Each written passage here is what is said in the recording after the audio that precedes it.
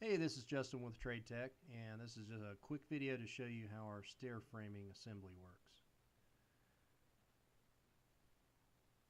Okay, so we're going to go over here to our takeoff assemblies. We've got a folder called stair framing with our stair framing assembly. We're going to just take a look at it real quick. Okay, so our assembly is set up and designed pretty much the same way as the rest of our assemblies as far as how it's designed. You can name the staircase, whatever you want to name it.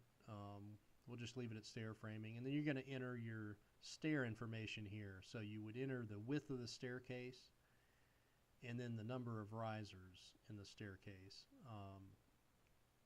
And then again, if you're dealing with multiple levels where you've got the same staircase over and over again, you could set your multiply. To however many times you wanted to multiply your takeoff. And then you just work your way across the tabs. So we'll go to stringers. Let's say we got 2x12 stringer, SYP number 2. And then here you're just going to just manually input how many stringers that you want for the staircase. So in this case we'll use 4 stringers.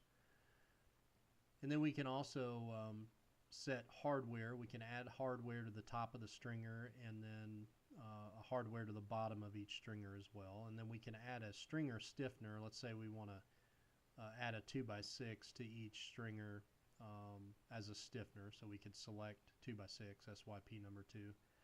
Again, any of these items that you don't need, that you don't want quantified in the report, you can just select NA and it'll filter those out.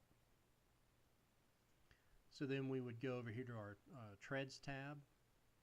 So we're going to choose 2x10 rough tread SYP number 2. And then if we wanted to pick up riser material, we could do that as well. So we'll select 1x8 SYP number 2 for risers. And then you would want to just select a location for that. We do have a stair framing location that you could set a folder up for. We won't worry about that just for demonstration purposes, but so we'll go ahead and just put it under first level walls, or we'll just delete that out and keep it separate so it'll be easier to see in the report. So we'll click OK, and then all you have to do for each staircase of that type with the same number of risers, same width, you just click one time. And then we'll go take a look at our report and see what material it quantified. Okay, so all of our stair material that we just calculated off of that assembly is going to be here. We deleted the location folder, so you can see that it's just brought the material to the top because it's not assigned to a location. Okay, so off of that assembly, we've calculated our risers, our treads, our stringer material, stringer stiffeners, and our stringer hardware. Now, the nice thing about this stair assembly is that if you remember on this staircase we had, I think we chose 5 risers and a width of 4 feet.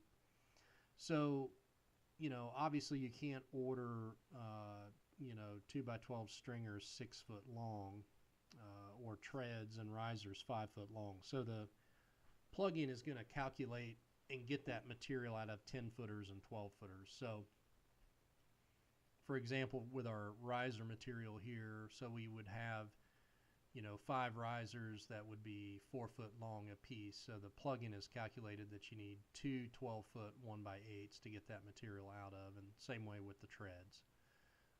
And then the stair stringers, the plugin's going to calculate what the stringer length needs to be for 5 risers, and then it's calculated probably right around 6 feet for that stringer length, and you've got 4 stringers, so it tells you need 2 12-footers, 2x12s to cut your 4 stringers out of. And then your stringer stiffeners would be pretty much the same as your stringer calculations. So it's telling you need 2 12-foot 2x6s for that.